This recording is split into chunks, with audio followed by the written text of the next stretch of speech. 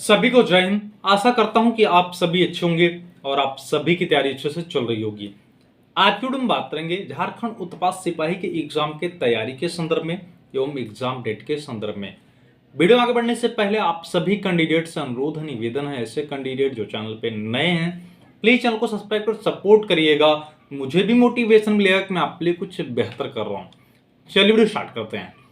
ऐसे कैंडिडेट जो निकट भविष्य में झारखंड उत्पाद सिपाही के पदों पर अपनी सेवा देंगे, उनका लगातार प्रश्न यह बन रहा है कि इस वैकेंसी का एग्जाम कब से कंडक्ट कराया जाएगा, एडमिट कार्ड कब से आएंगे।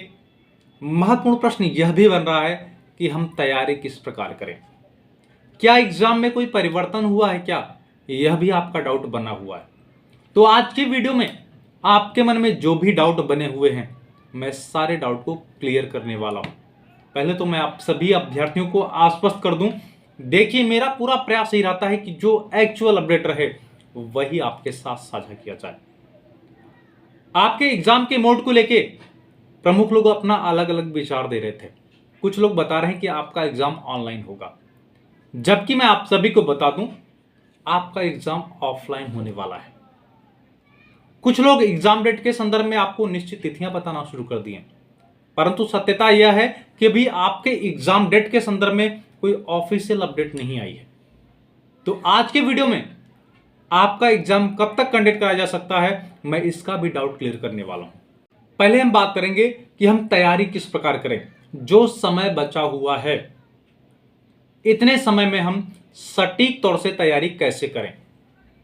देखिए मैं आप सभी को बता दूं कंपटीशन जबरदस्त होने वाला है। लगभग 1.5 लाख अभ्यर्थी रिटन एग्जाम में कंप्लीट करेंगे। एक बात आप अपने दिमाग में बना लीजिएगा, जो कैंडिडेट फिजिकल देने गया है और फिजिकल को क्वालिफाई किया है तो जाहिर सी बात है वह रिटन एग्जाम देने आएगा। ये फिजिकल वाली स्थिति रिटन एग्जाम में नहीं होने वाली है, क्योंकि फिजिकल की स्थिति आप सभी अभ्यर्थियों ने स्वयं देखा होगा। कितने अधिक संख्या में अभ्यर्थी फिजिकल में बाहर हुए, कैजुअलिटी की भी समस्याएं हुई, अभ्यर्थी गंभीर रूप से बीमार भी हुए। तो आप यह दिमाग में सेट कर लीजिए कि आपको 1.5 लाख अभ्यर्थियों में कंप्लीट करना है। अब 583 पदों से आपका मतलब नहीं है, आपका मतलब सिर्फ एक पद से। अब मुझे आशा नहीं पूर्ण विश्वास है जो सटीक प्लान मैं आपको बताने जा रहा हूं, अगर आपने उसका इंप्लीमेंट अपनी तैयारी में कर लिया तो नो डाउट आपका सिलेक्शन होने से कोई रोक नहीं पाएगा। आपको सिलेबस के बारे में पूरी जानकारी है और मुझे यह भी विश्वास है कि आप लगभग तैयारी कर भी चुके होंगे। देखिए जो कैंडिडेट नोट्स के बारे में पूछ रहे थे, पहले मैं नोट्स वाला डाउट क्लियर कर दूं। नोट्स को लेकर मैं आप सभी को बता दूं, आपके सिलेबस को दृष्टिगत रखते हुए कुछ विषयों का नोट्स हमारे टीम मेंबर द्वारा तैयार किया गया है। आपको स्क्रीन पे एक व्हाट्सएप नंबर दिख रहा होगा, उस व्हाट्सएप नंबर पे व्हाट्सएप करके आपको उस नोट्स को प्राप्त कर लेना है। देखिए आप जहां से तैयारी कर रहे हैं आप वहां से तैयारी करिए, मैं मना नहीं कर रहा हूं, लेकिन जो आपके सिलेबस को देखते हुए कुछ विषयों का नोट्स तैयार किया गया है आप इसे जरूर प्राप्त करिए। यह आपके तैयारी में मजबूती लाने का काम करेगा। बहुत बड़ा अमाउंट नहीं है, 40 रुपए आपको पेड करने हैं और 40 रुपए आपसे इसलिए लिया जा रहा है कि आपके इस पेमेंट से टीम मेंबर का परिवार चलता है, तो इतना बड़ा अमाउंट नहीं है। मुझे ऐसा लगता है कि आप सभी उस नोट्स को प्राप्त कर लेंगे। देखिए जब आप नोट्स को प्राप्त करेंगे तो आपको एक व्हाट्सएप ग्रुप में जोड़ा जाएगा और व्हाट्सएप ग्रुप में आप सभी कैंडिडेट जरूर ज्वाइन करिएगा, क्योंकि निकट भविष्य में इसके अलावा अगर और कोई भी नोट्स उपलब्ध कराया जाएगा तो उसी व्हाट्सएप ग्रुप में उपलब्ध कराया जाएगा। और ध्यान ये रखिएगा कि ग्रुप की मर्यादा बना के रखिए। आपको गवर्नमेंट जॉब में अपनी सेवा देनी है तो अनावश्यक ऐसा कोई कार्य मत करिएगा जिससे कोई कैंडिडेट परेशान हो। ठीक है, नोट्स वाला भी डाउट क्लियर कर दिया है। बाकी आप जहां से तैयारी कर रहे हैं आप वहां से तैयारी करते रहिएगा। देखिए सिलेबस आपको पता है कि जो पहला पेपर आपका है वह क्वालिफाइंग है, उसमें आपको न्यूनतम 30% मार्क लाने अनिवार्य है, तभी आपके पेपर 2 और पेपर 3 की कॉपियां जांची जाएंगी। ध्यान यह रखिए कि जो पेपर 2 है और पेपर 3 है इसके टोटल प्रश्नों की संख्या देखी जाए तो वह है 220। 220 के सापेक्ष देखा जाए तो आपका पूर्णांक है 660। 660 में आपके कितने नंबर बन रहे हैं आप कमेंट करके जरूर बताइएगा। अभी हम सेफ स्कोर पर चर्चा नहीं करेंगे, अभी हम कट ऑफ पे चर्चा नहीं करेंगे।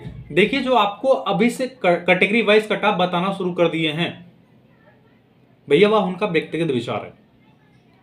आपका कट ऑफ पदों की संख्या पे डिपेंड करता है, आपका कट ऑफ एग्जाम में कैंडिडेट की उपस्थिति पर डिपेंड करता है, आपका कट ऑफ एग्जाम के लेवल पर डिपेंड करता है। अभी वर्तमान समय में सिर्फ आपको पदों की संख्या के बारे में जानकारी है, इसके अलावा एग्जाम में कितने कैंडिडेट उपस्थित होंगे इसकी जानकारी अभी नहीं है, और ना ही एग्जाम के लेवल के बारे में जानकारी है। तो हमारे हिसाब से अभी कैटेगरी वाइज कट ऑफ बता पाना समचीन प्रतीत नहीं हो रहा है। अगर हम सेफ स्कोर की बात करें तो यह मान के चलिए आपका यह जरूर टारगेट होना चाहिए कि आपका स्कोर 550 प्लस होना चाहिए। अगर आप इससे कम कर रहे हैं तो कहीं ना कहीं आप सेफ जोन में नहीं है। देखिए, रही बात मेडिकल की, तो मेडिकल के लिए जितने कैंडिडेट सिलेक्ट होंगे उनका मेडिकल कराया जाएगा, उसके अलावा वेटिंग लिस्ट भी तैयार की जाएगी। अगर मान लीजिए कोई कैंडिडेट मेडिकल में अनफिट हो गया तो उसके स्थान पे दूसरे कैंडिडेट का मेडिकल कराया जाएगा। एक महत्वपूर्ण प्रश्न यह भी बन रहा था नॉर्मलाइजेशन का। देखिए, अगर एक ही शिफ्ट में आपका एग्जाम कंडक्ट कराया गया तो नॉर्मलाइजेशन की कोई बात ही नहीं है। अगर एक से अधिक शिफ्टों में आपका एग्जाम कंडक्ट कराया गया तो आपको नॉर्मलाइजेशन का भी प्रभाव देखने को मिलने वाला है। इसलिए अभी हम कट ऑफ पे चर्चा नहीं कर सकते, हम सेफ स्कोर पे चर्चा कर सकते हैं। सेफ स्कोर के बारे में हमने आप सभी को बता दिया कि कम से कम आपको 550 प्लस स्कोर करना है, इससे कम नहीं। और आप मॉक टेस्ट लगा भी रहे होंगे तो आप कमेंट करके जरूर बताइएगा कि आपके कितने नंबर बन रहे हैं। देखिए, एक बात मैं आप सभी को और बता दूं, अगर आपने फिजिकल निकाल लिया है तो आप विशेष योग्यता रखते थे, तब आप आज रिटन एग्जाम में कंप्लीट करने जा रहे हैं। तो जितना मेहनत अगर आपने फिजिकल में किया है, अगर आपने उतना मेहनत रिटन एग्जाम में कर लिया तो 583 पदों में एक पद आपका होने से कोई रोक नहीं पाएगा। अब हम बात करेंगे एग्जाम डेट के बारे में। देखिए, एग्जाम डेट को लेके अभी आपने देखा होगा जेएसएससी सीजीएल का मामला कोर्ट में चल रहा है। आयोग जल्दबाजी में इसका एग्जाम कंडक्ट नहीं कराएगा, क्योंकि अगर इस एग्जाम में प्रश्न चिन्ह खड़ा हुआ तो कहीं ना कहीं आयोग की बदनामी होगी, और आयोग पूरे पारदर्शी तरीके से एग्जाम कंडक्ट कराए जाने को लेके अपनी कार्रवाई प्रचलित कर रखी है। तो जो जनवरी को आपको निश्चित तिथियां बताई जा रही हैं वह उनका अभी व्यक्तिगत विचार है, अभी कोई ऑफिशियल अपडेट नहीं है। अगर बहुत जल्द आपका एग्जाम होगा तो यह मान के चलिए जनवरी के लास्ट वीक, इससे पहले कोई संभावना नहीं दिख रही है। देखिए, कैलेंडर वाली जो बात आप बता रहे हैं, तो झारखंड उत्पाल सिपाही का फिजिकल समाप्त हो चुका है, इसमें सिर्फ एग्जाम होना है। तो हो सकता है कि कैलेंडर जब आएगा तो उसमें उत्पाल सिपाही के एग्जाम डेट के संदर्भ में जानकारी मेंशन की गई हो, तो थोड़ा सा पेशेंस आपको रखना पड़ेगा। रही बात मेडिकल की, तो मैं आप सभी से प्रॉमिस करता हूं कि जैसे ही आपका एग्जाम समाप्त होगा वैसे मैं मेडिकल पे डेडिकेटेड वीडियो बनाना शुरू कर दूंगा। और मैं आप सभी को आश्वस्त करता हूं कि जिन कैंडिडेट को कैरी एंगल, नॉकनी और फ्लैट फुट की समस्या होगी, मैं ऐसे 10 अभ्यर्थियों को अपने पास से free of cost carry angle, knock knee और फ्लैट फुट रिमूव करने का बेल्ट उपलब्ध कराऊंगा। मेडिकल की चिंता आप छोड़िए, फिलहाल अभी वर्तमान समय में मेरे पास कोई बेल्ट उपलब्ध नहीं है और ना ही अभी आपका मेडिकल डेट सामने निकल के आया है, तो थोड़ा सा आप इंतजार करिए। ठीक है, मेडिकल वाला हमने डाउट क्लियर कर दिया। मेडिकल इतना टफ नहीं होता जितना माहौल बनाया जा रहा है, किसी दलालों के चक्कर में मत पड़िएगा।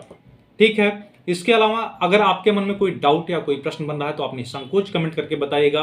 पुनः अनुरोध और निवेदन है, ऐसे अभ्यर्थी जो चैनल पर नए हैं प्लीज चैनल को सब्सक्राइब करिएगा, वीडियो को अधिक से अधिक शेयर करिएगा, जिससे झारखंड उत्पाद सिपाही के सारे कैंडिडेट एक प्लेटफॉर्म पे जुड़े रहें। तब तक के लिए जय हिंद।